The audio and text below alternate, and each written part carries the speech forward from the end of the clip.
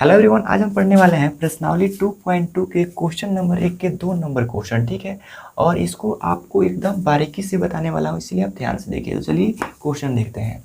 तो यहाँ पे कह रहा है निम्न। निम्न मतलब नीचे जो क्वेश्चन दिया हुआ है, निम्न द्विघात बहुपद। द्विघात बहुपद किसे कहते हैं?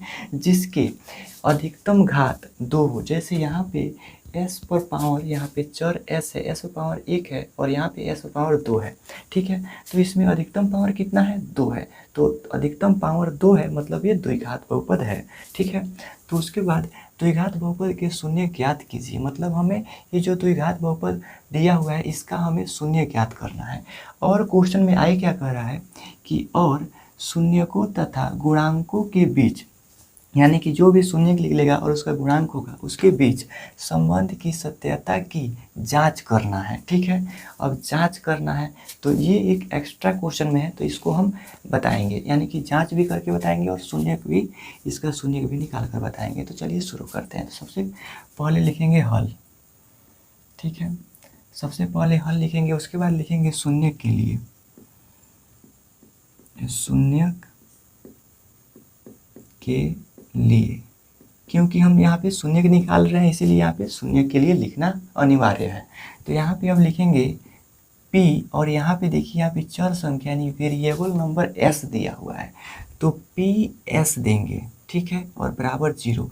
अब यहाँ पे p हम s क्यों दिए? क्योंकि यहाँ पे जो चर दिया रहता है वो उसी को यहाँ पे रखना होता है। जैसे मान लीजिए कि यहाँ पे रहे y² + 2y + 3, तो यहाँ पे चर संख्या y है तो हमें py बराबर 0 देना होगा। ठीक है, तो यही इसका नियम होता है, यानी कि ऐसे ही दिया जाता है।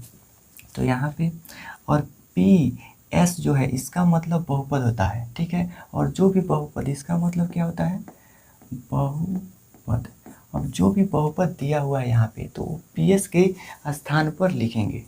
ठीक है, तो PS के स्थान पर ये बहुपद दिया हुआ है, इसे हम लिखेंगे। तो लिखेंगे 4s² - 4s + 1 बराबर 0। बराबर यहाँ पे है, बराबर दिए और 0 का 0। ठीक है, इतना समझ में आ गया। अब क्या होता है कि यहाँ पे यदि हम 2 पद रहे तो उसका तो कॉमन आसानी से ले लेंगे, उसका शून्य निकाल लेंगे, और 4 रहे तो उसका भी निकाल लेंगे। लेकिन यहाँ पे क्या है कि 1 पद, 2 पद और 3 पद है, मतलब 3 पद है, इसका आसानी से नहीं निकलेगा क्योंकि यहाँ पे जोड़ा ही नहीं बन पाएगा। अब जब जोड़ा नहीं बन पाएगा तो हम जोड़ा बनाएंगे तो कितना करेंगे? 3 को 4 करेंगे। ठीक है, तो 3 को 4 करने के लिए, यानी 3 पद दिया हुआ है, इसे 4 पद बनाने के लिए जो पहले होता है और लास्ट में होता है उसमें गुना करके ऐसे सेट किया जाता है कि बीच वाले के बराबर आ जाए। तो चलिए गुना करते हैं। तो यहाँ पे 4s², 4s² और गुना लास्ट में 1 है।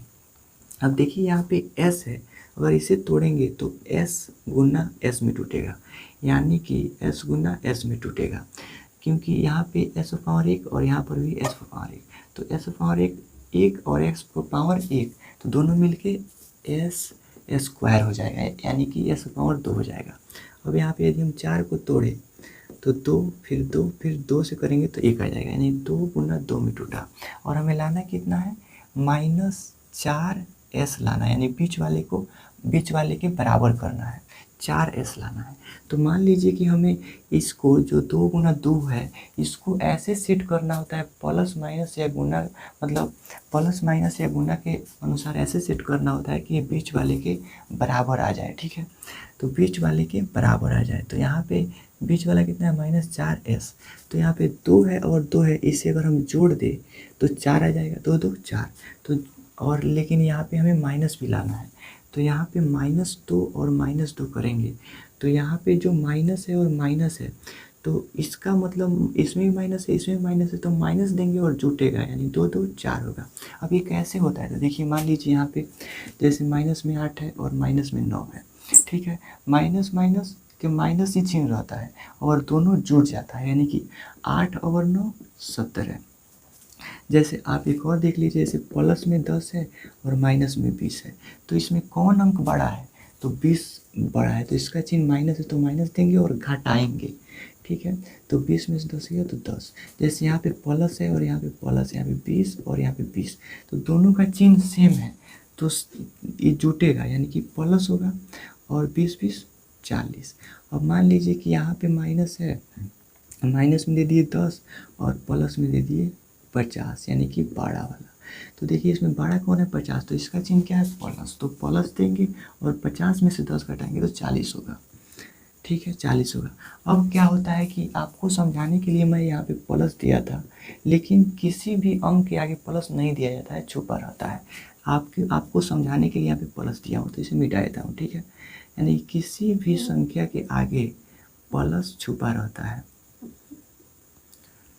तो आप इसे नोट कर सकते हैं। ठीक है, उसके बाद अब हम जान गए कि ये कहाँ से आया है, तो यहाँ पे -4 होगा, यानी कि माइनस और माइनस माइनस होगा, 2 2 4 होगा। और लेकिन यहाँ पे एस, एक एस ए भी है और एक एस ए भी है, तो 2 के साथ एक एस लगा देंगे और फिर 2 के साथ एक एस लगा देंगे, तो यहाँ पे एस और एस। तो यहाँ पे इसी को -4s के स्थान पर रखेंगे, तो 4s² और यहाँ पे क्या है माइनस और 2s और फिर -2s। ठीक है, इतना हो गया, और प्लस का +1 और बराबर 0। अब ये कितना पद हो गया, तो देखिए 1 2 3 4, 4 पद हो गया, मतलब हम आसानी से कॉमन लेकर बना सकते हैं। ठीक है, तो यहाँ पे देखिए अब कॉमन कैसे लिया जाता है कि जो दोनों में हो, यानी कि मान लीजिए यहाँ पे 4 है, यहाँ पे 2 है, तो यदि हम दोनों में से 2 ले तो 2 इस यहाँ पे कट जाएगा, लेकिन यहाँ पे 2 से अगर भाग करेंगे 2 मर्द में 4 भी कट जाएगा।